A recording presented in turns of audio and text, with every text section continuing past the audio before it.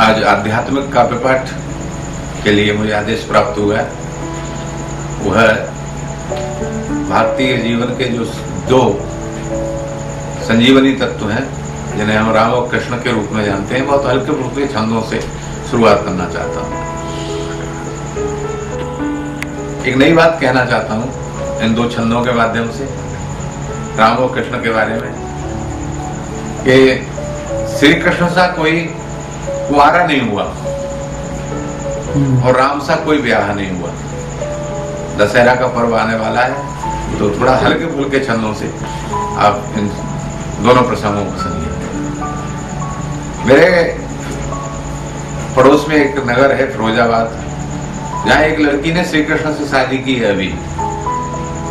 तो इतनी शादियां हुई श्री कृष्ण की, इतने विवाह हुए, लेकिन फिर भी अभी भी उन्हें पाने के लिए, उनका वर्ण करने के लिए कन्याएं लालायित हैं।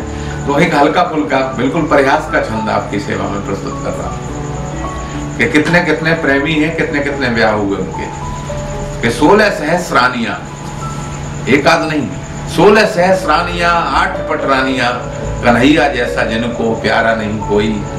राधिका थी प्रेम का तो प्रणयन थी कुब्जा भी, था गोपियों को गोपाल सा दुलारा नहीं कोई। जाके सिर पे मोर मुकुट मेरो पति सोई, मिला मीरा को भी दूसरा सहारा नहीं कोई। और फेरा तक फिरा नहीं बारात की तो बात क्या, कन्हैया जैसा दुनिया में कुंवारा नहीं कोई, कन्हैया जैसा दुनिया में कुंवारा नहीं कोई। कहीं बारात नहीं गई श्री कृष्ण की, एक भी फेरा नहीं फिरा, लेकिन फिर भी वो कुंवारे के कुंवारे हैं। अभी भी लड़कियां उनको चाहती हैं और उनसे विवाह करना चाहती हैं।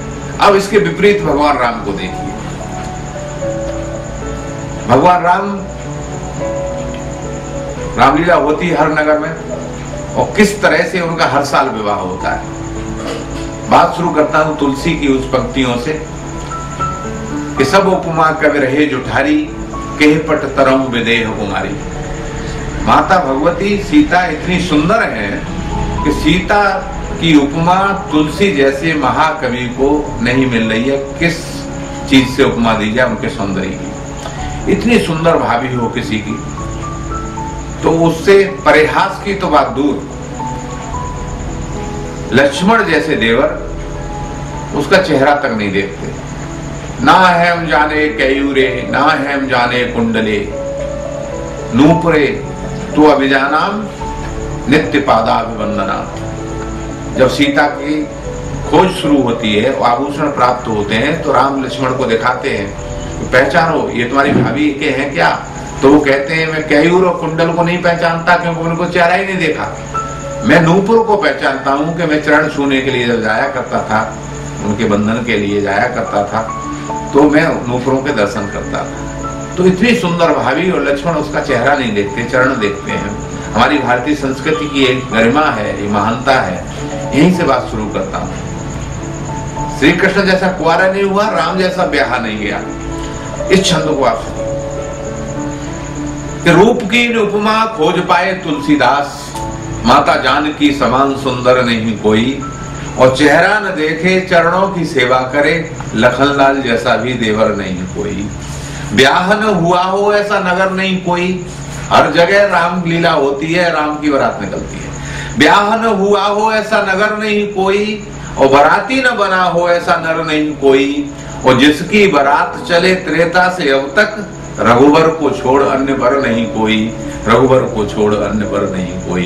एक ही वर है रघुवर, जिसकी हर साल बारात निकलती है, हर साल ब्याह होता है, और फिर हम ब्याह हो जाते हैं। हर साल अगले साल फिर बारात निकलती है, फिर ब्याह होता है। तो राम की बारात हर साल निकलती है, हर साल ब्याह होता है, हर साल ब्याहे जाते हैं। तो ऐसा कोई दूल्हा नहीं हुआ, वैसा कोई वर नहीं हुआ जैसे रघुवर है, जिनका ब्याह हर साल होता हो। और ऐसा कोई कुंवारा नहीं हुआ जैसे कृष्ण है, कुंवारे के कुंवारे रह जाते हैं इतनी शादी के बाद भी। तो ये प्रयास के छंद थे, वो आप तक पहुंचाए मैंने।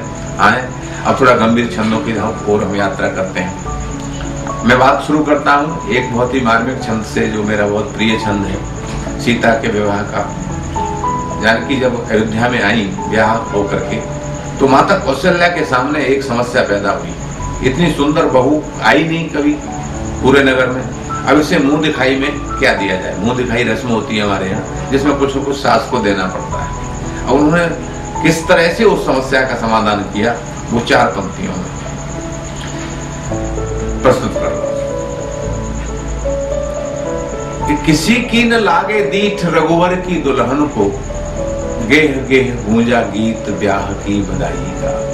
किसी की न लागे दीठ रघुवर की दुल्हन को, गेह गेह गूंजा गीत ब्याह की बधाई का। कौशल्या ने देखा मुख किंतु उसे सूझा नहीं, कोई नेग सिया की इस सोबराई का। फिर सोचा कुछ और फिर पुत्र को बुलाया पास, राम को पास बुलाया। फिर सोचा कुछ और फिर पुत्र को बुलाया पास। बोली बहू नेग ले लो मुख की दिखाई का। और घूंघटा हटा के फिर सिया ने निहारा नेग, देखा उसके हाथ में था हाथ रघुराई का। देखा उसके हाथ में था हाथ रघुराई का। सीता को मुंह दिखाई में भगवान राम को समर्पित कर दिया उन्होंने। इससे अच्छा नेग कोई हो नहीं सकता, सब चीजें तुच्छ है। ऐसी सीता जो सारा ऐश्वर्य जनकपुर का छोड़ करके अयोध्या में आई, और सारा ऐश्वर्य अयोध्या का छोड़ करके भगवान राम के प्रेम के कारण वनवास के लिए तैयार हो गए। वही सीता फिर लंका में जाती है। अयोध्या में सब कुछ था, राज सिंहासन था, सुख थे, कंचन था, हीरे थे, जवाहरात थे, आभूषण थे। उन सबको राम के प्रेम के कारण उन्होंने छोड़ दिया। लेकिन फिर सोने के मृग में जब आसक्ति हुई उनकी, मुश्किल से 20 किलो का सोने का मृग, तो क्या स्थिति बनती है, एक छंद में निर्देश करता हूं। और यहां मैंने राम को चंद्रमा प्रयोग किया, रामचंद्र, उनका पूरा नाम है रामचंद्र। रामचंद्र की चकोरी वन आई थी वन में, पीने को राम रस की माधुरी जानकी। उद्देश्य था राम रस को पीऊंगी। रामचंद्र की चकोरी वन आई थी वन में, पीने को राम रस की माधुरी जानकी। और कंचन किरीट को ठुकरा के आई थी वो पातिव्रत्य धर्म की धर्मधुरी जानकी। फिर कंचन की कामना से फंस गई कुचक्र में, संकटों में घिर गई बहुत बुरी जानकी। और राम जी को छोड़कर चाहते ही स्वर्ण मृग, पल में ही पहुंच गई स्वर्णपुरी जानकी। पल में ही पहुंच गई स्वर्णपुरी जानकी। राम ने सोचा कि सोने के मृग में आसक्ति हुई तो सोने की लंका में भेज दिया जाओ। सोना ही चाहिए तो सोने की लंका में बहुत सोना है। जब भगवान राम सोने की लंका में सीता को भेज सकते हैं, तो हम लोग करेंगे तो हमें कहां भेज सकते हैं। इस छंद के माध्यम से ये सब कहने का प्रयास किया। उसके बाद जटायु का प्रसंग है, जिसे मैंने आपको सुना चुका हूं। आगे जाकर के मेरा मन कर रहा है कि राम रावण के युद्ध के कुछ प्रसंग में आपको सुनाऊं। राम और रावण दोनों एक ही रास से प्रारंभ होते हैं, दोनों का रास भले एक है, रास से राम, रास से रावण। लेकिन क्या ऐसी बात है जिससे एक राक्षस हो जाता है, एक को हम भगवान मान लेते हैं। मैं एक छंद आपके सामने निवेदित करता हूं कि पर स्त्री सेवन की पापमयी प्रवृत्ति से पंडितों का चित्त भी अशुद्ध हो जाता है। राम और रावण के बीच में न होता युद्ध, धर्म और अधर्म में भी युद्ध हो जाता है। परिणाम क्या होता है? राम जी के संग संग पत्थर भी तैरते हैं, ऋषियों का मन भी प्रबुद्ध हो जाता है, और पशु पक्षी गिद्ध सब राम जी का साथ देते। रावण का बंधु भी विरुद्ध हो जाता है, रावण का बंधु भी विरुद्ध हो जाता, सगा भाई साथ छोड़ देता है। और रावण का जब युद्ध चल रहा था राम के साथ और रावण का वध हो गया, तो मंदोदरी ने मरणासन्न रावण से ये बात अद्भुत कही जो उसने कभी नहीं सुनी थी। मंदोदरी ने कहा कि मुझे मालूम था तुम्हारी ये स्थिति होगी, लेकिन एक बात नहीं बता रही हूं मैं आपको, तुम्हें राम ने नहीं मारा। रावण ने कहा कि राम के बाण आए, मेरे प्राण लेके चले गए, तू कह रही है राम ने नहीं मारा। मरते समय संशय पैदा कर रही है, मेरा समाधान कर, किसने मारा मुझे?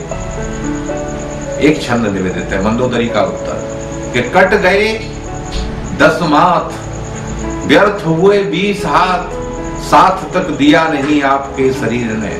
बड़ा घमंड था इस शरीर का, मैं बड़ा बलवान हूं। कट गए 10 माथ, व्यर्थ हुए 20 हाथ, साथ तक दिया नहीं आपके शरीर ने, टूटा दर्प खंड खंड बल का घमंड हुआ, एक एक मर्म बेधा राघव के तीर ने।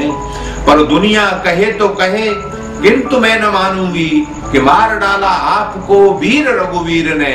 राम ने न मारा नाथ, मारा है काम ने, जान ले ली जानकी के नैनों के नीर ने, जान ले ली जानकी के नैनों के नीर ने, जान ले ली जानकी के नैनों के। आप सीता के आंसुओं में डूब करके मरे, राम ने नहीं मारा। राम में इतनी शक्ति नहीं थी वो तुम्हें मार देते, आपको सीता ने मारा।